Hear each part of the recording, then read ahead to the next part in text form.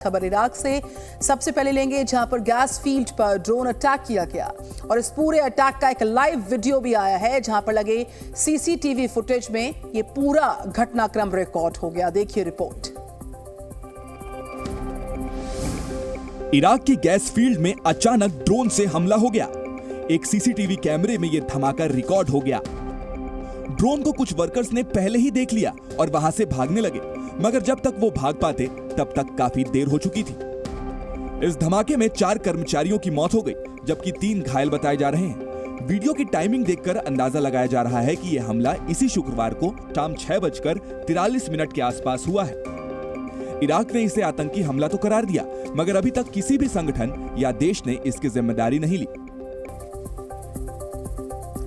इस बीच भोपाल से खबर, जहां पर ज्यादा से ज्यादा लोग वोट करें, इसके लिए मतदाताओं को जागरूक करने के लिए एक अभियान की शुरुआत हुई और इस पूरे अभियान के लिए प्रशासन ने शहर के जो ट्रांसजेंडर्स हैं उनसे मदद ली। कैसे, देखिए।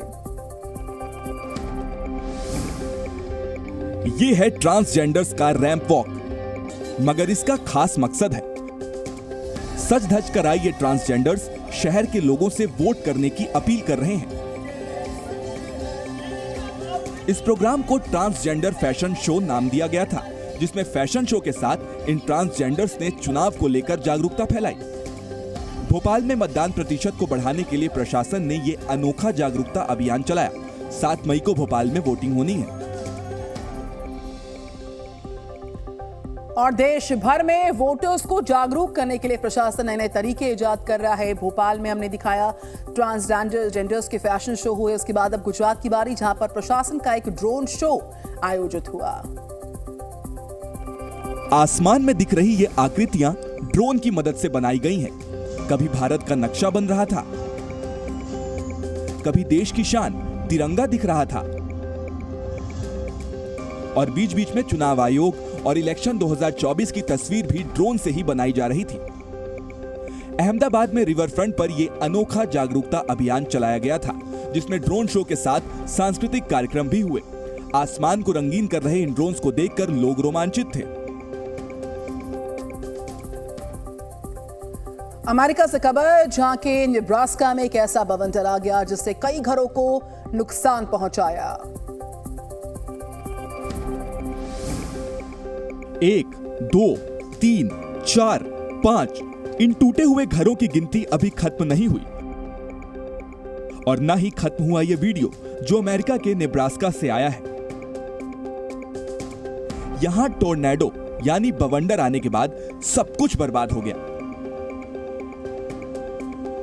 आप खुद देखिए, इन घरों की छतें गायब हैं, सिर्फ टूटी हुई लकड़ियां ही बची हैं।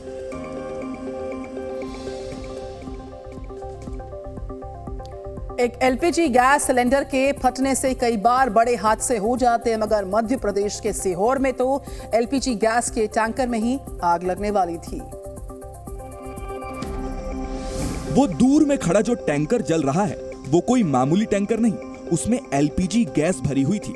ये टैंकर अगर फटता तो वहां मौजूद कोई शख्स नहीं बच पाता। इसीलिए तो जब तक फायर ब्रिगेड नहीं आई, तब तक ना तो गाड़ियां ना ही पुलिस, कोई भी टैंकर के पास नहीं गया। आखिर में जब फायर ब्रिगेड पहुंची, तब उसने आग बुझाना शुरू किया। गनीमत रही कि इस टैंकर के ट्रक का कैबिन ही बस जला था। एलपीजी गैस के टैंकर को कोई नुकसान नहीं हुआ। बताया गया कि आग के बाद ड्राइवर वहां से भाग गया था। जालौन से एक खबर है, जहां पर एक किसान की आंखों के सामने उसकी गेहूं की फसल जलकर खाक हो चुकी है। एक किसान कई महीनों तक अपनी फसल को संजो कर रखता है, मगर जब उसी की आंखों के सामने उसकी फसल जल जाती है, सोचिए तब कैसा लगता होगा। यूपी के जालौन में एक बदनसीब किसान के साथ ऐसा ही हुआ। उसकी 10 बीघा की गेहूं की फसल में आग लग गई। किसान ने फसल को थ्रेसिंग के लिए इकट्ठा कर रखवाया था।